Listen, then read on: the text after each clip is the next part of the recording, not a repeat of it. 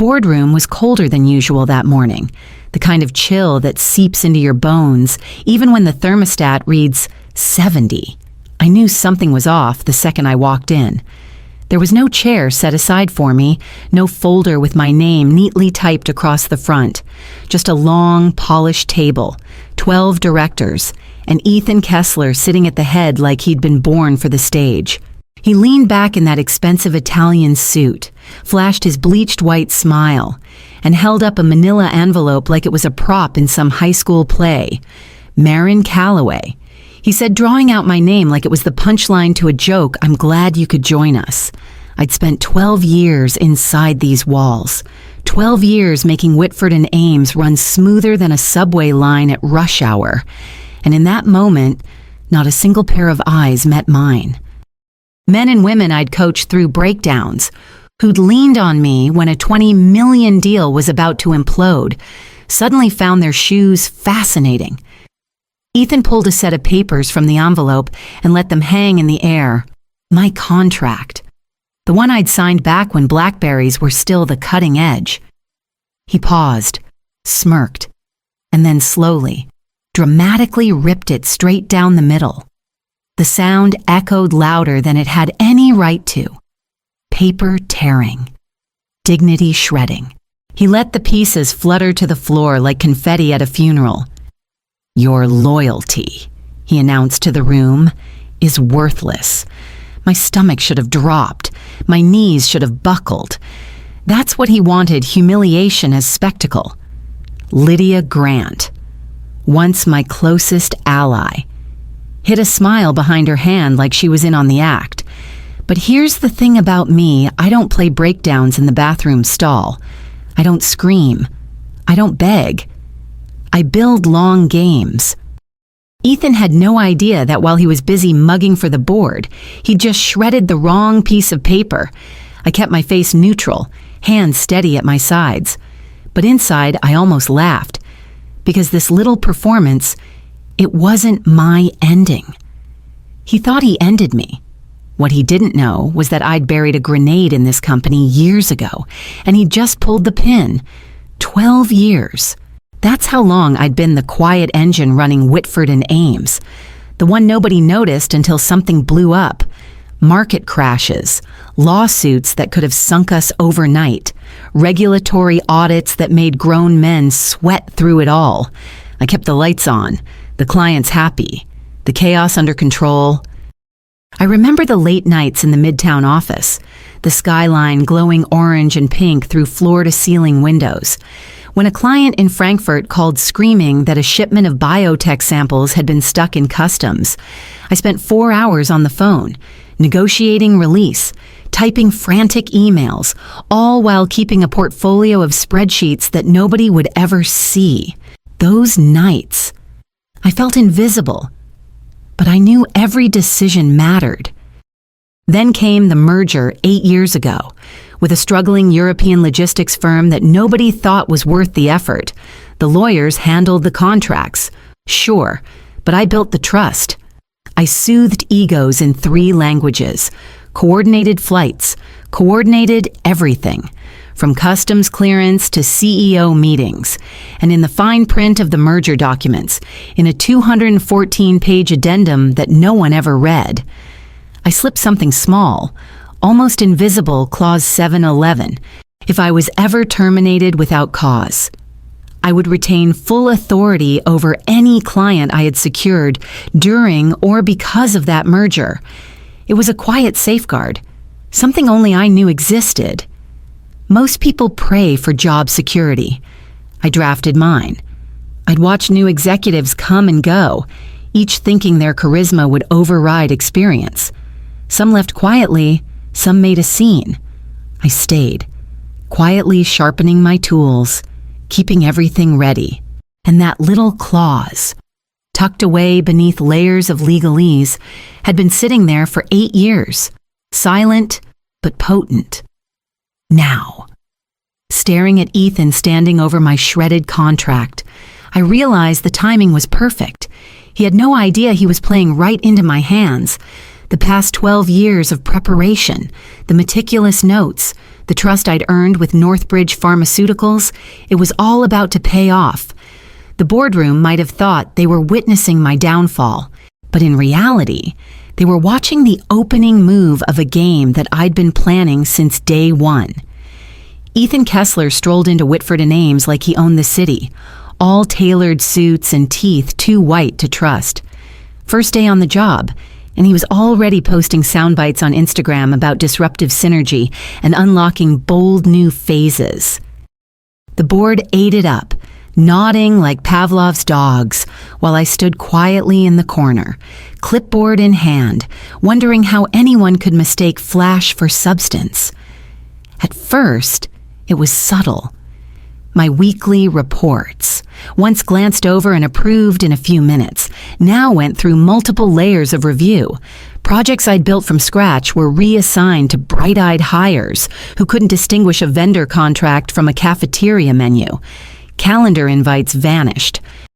My access badge occasionally failed, forcing me to be escorted by one of Ethan's interns, Kenzie, or maybe McKenna, one of those vowel-heavy names that sounded expensive but accomplished nothing. Then came Lydia Grant. She had been my confidant for years, the one I'd leaned on through tight deadlines and impossible client demands. She approached me one morning with a smile too polite to be real. "Ethan's really shaking things up," she said, voice syrupy. "Maybe we should align ourselves with the new vision." I nodded, masking the flash of recognition, the kind that told me the knives were sliding into place behind my back. Over the next few weeks, Ethan's charisma began to suffocate the room. He charmed, cajoled, and subtly pushed me out of every decision. Meetings I'd once led were now dominated by his voice and buzzwords. The board, dazzled by his veneer of innovation, barely noticed the quiet erosion of experience that had kept the company alive for more than a decade. And Lydia, she slid into his orbit like a practiced shadow, eager to step into a VP role that she hadn't earned, blind to the storm brewing behind the smiles. I leaned back in my chair one evening, watching the Manhattan skyline light up behind the glass, and thought, the sharpest knives are always hidden behind a smile. Ethan might have thought he was rewriting the rules. Lydia might have thought she was climbing the ladder. But I had a long memory, a long game, and a very particular clause that neither of them had read. The morning of the big board meeting felt like stepping into a movie set where I was both the star and the punchline. The conference room gleamed under fluorescent lights, polished to the point where my reflection stared back like a warning. Ethan was already there, pacing slowly, letting every eye in the room drink in his performance. He held my contract like a trophy. Marin Calloway. He began, voice dripping with faux reverence. "We appreciate your past contributions, but this company is entering a new era. We need warriors, not secretaries clinging to legacy systems." He stood, theatrically pulling out the papers I'd signed 12 years ago, slowly, deliberately. He tore them in half.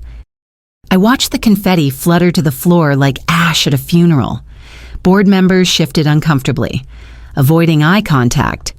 Lydia, sitting 2 rows over, hid a smirk behind her hand. Ethan didn't stop there. He slid a manila folder toward where a chair for me should have been. "We're offering a generous severance package. $75,000 standard NDA applies. Let's keep this professional, shall we?" I nodded, polite, calm. Inside, my chest tightened not from fear, but from anticipation. One simple text to my lawyer, Victor Hale, who was waiting discreetly outside the room, activate clause 711. Victor, the kind of man who spoke in measured tones and leather-bound folders, merely raised an eyebrow and tucked his phone away. He knew. I let Ethan finish his show. He didn't notice the corner of his empire was already starting to crumble. The severance he dangled was a bandage on a wound he'd unknowingly inflicted on himself. Northbridge Pharmaceuticals, My crown jewel had been sitting quietly under my control, waiting for this exact moment. Board members shuffled, papers rustled, and Lydia's smirk faltered as she finally realized she'd aligned herself with a man who was about to lose more than his composure. I stood, composed, hands folded, shoulders square. Not a word, not a flinch. Just the quiet knowledge that the game had shifted. They thought I was walking out empty-handed. They didn't realize I owned their crown jewel. By the time I stepped into my corner office that afternoon, the shredded contract was still lying in neat piles on the boardroom floor. Ethan probably thought he'd locked me out for good. He had no idea I already had Northbridge Pharmaceuticals on speed dial, ready for the quiet handoff that would undo months of his strutting. Victor Hale, calm as always, filed the reassignment notice with Northbridge's legal department. I watched him work, the way a conductor watches an orchestra, every move deliberate, precise. There was no dramatics, no speeches, just efficiency, the kind that leaves real power in the hands of those who earned it. Memories came flooding back. The time a shipment of prototype biotech scanners got stuck in customs in Stuttgart during a snowstorm, and I spent 4 hours navigating customs officers, lawyers, and panicked clients. Or the time I personally delivered a box of insulin pens to a diabetic executive's apartment after his carry-on had been flagged and quarantined. Long nights of late calls, coffee-fueled negotiations across time zones, smoothing over egos. These weren't just tasks. They were relationships that Northbridge trusted. Within hours, the COO of Northbridge called, clear, decisive, no hesitation. Send me the reassignment. We stay with you. I allowed myself a small, satisfied smile. The largest client, the one responsible for nearly 40% of Whitford and Ames' annual revenue, had just switched sides. They weren't following me for theatrics, they were following decades of consistency and reliability. Meanwhile, Lydia Grant had finally texted me, her smug little note dripping with self-satisfaction. Guess the old guard isn't as relevant as you thought. Enjoy the severance. I didn't reply. There was no need. The show was already in motion, and she had a front row seat. She thought betrayal bought her a promotion. What it bought her was a front row seat to a collapse. I leaned back in my chair, watching Manhattan shimmer through the window, and allowed myself a single thought. Ethan's first real mistake was thinking that loyalty could be shredded like paper. The second was underestimating the woman who wrote the rules in the fine print. Monday morning at Whitford and Ames was already humming with forced optimism. Ethan Kessler strutted through the halls like he'd just inherited the Manhattan skyline. Slick leather shoes echoing on polished concrete. He was grinning ear to ear, pausing to drop buzzwords like synergy, cross-market leverage, and transformational growth to anyone who would listen. By his own telling, he just secured a $250 million renewal with Northbridge Pharmaceuticals. The press release wasn't even scheduled yet, but in his mind, victory was already Instagram ready. I stayed in the shadows, quietly observing. From the corner of the floor-to-ceiling glass, I could see the cracks forming. It started when Clara Simmons, the CFO, furrowed her brow as she flicked through the CRM. Something wasn't adding up. Access logs for Northbridge were missing. Permissions vanished. Legal flags started popping up, quietly, one by one. Compliance officers whispered, glanced nervously at their managers, and tried to pinpoint the error. Noah Brooks, a junior analyst who'd always been steady and observant, tapped me a private message. Marin, they're calling you a bluffer. Just watch yourself. I smiled quietly, bluffing. That's for amateurs. What I had was stamped, notarized, and executed years ago, every I dotted, every clause signed. Ethan, meanwhile, continued his parade. He stopped to chat with interns about his bold new era, high-fived the marketing director, and congratulated himself on being a visionary. In reality, the room was slowly turning upside down. Every misaligned permission, every missing login, every silent acknowledgement from legal was a tiny tremor in his carefully constructed empire. By 10 a.m., the panic was subtle, but palpable. Office chatter carried tension like static electricity.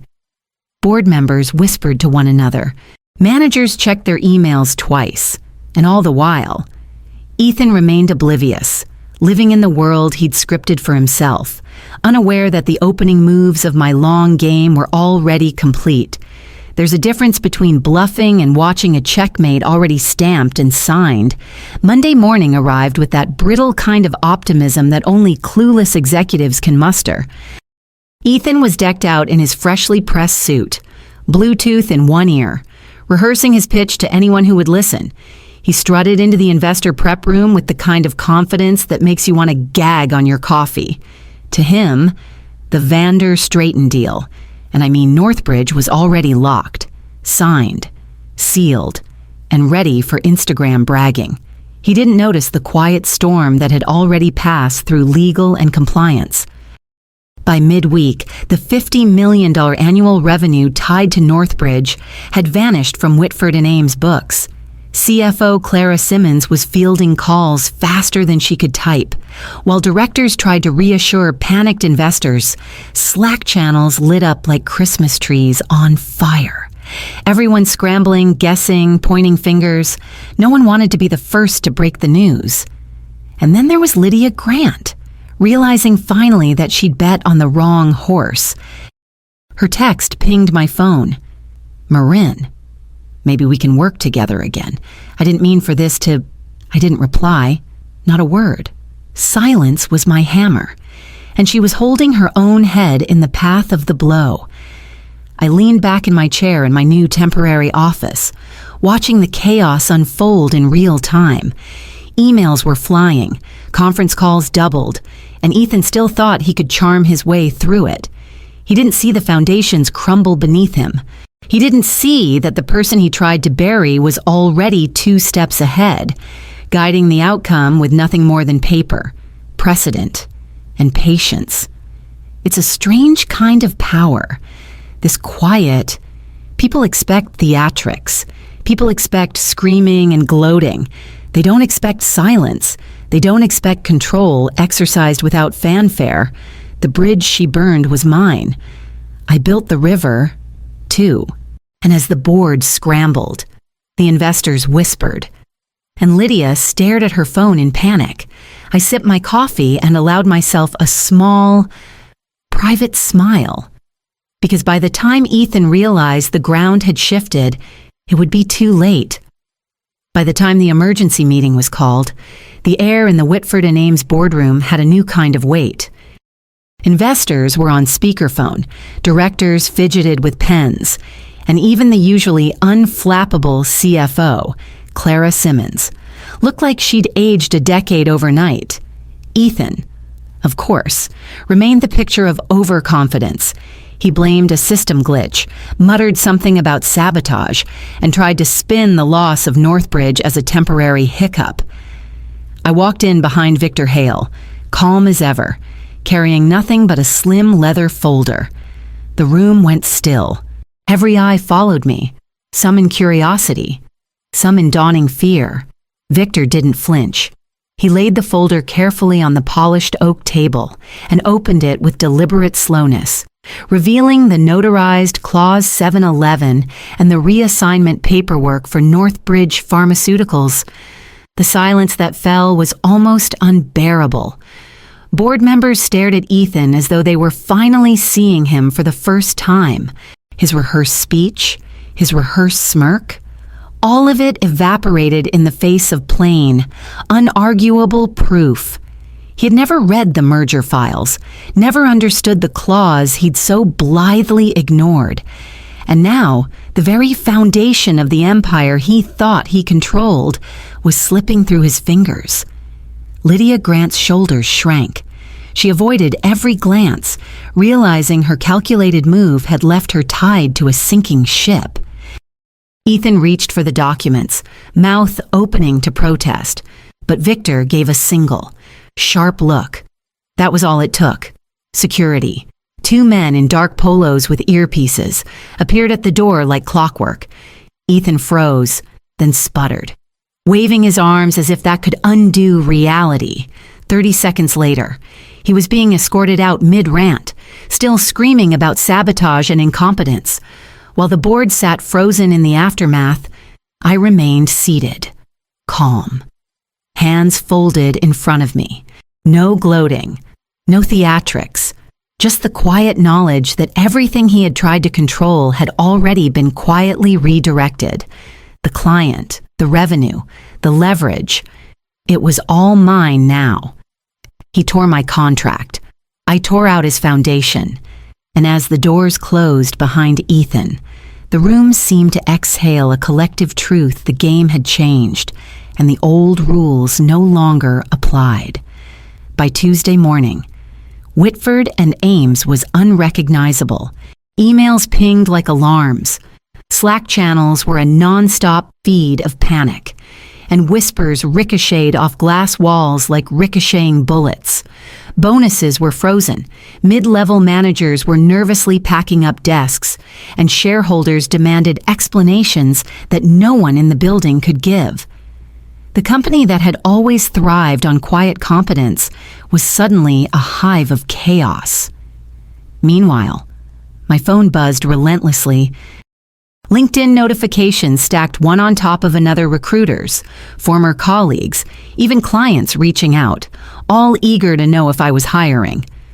I let the messages pile up, a testament to years of work no one in that boardroom could erase.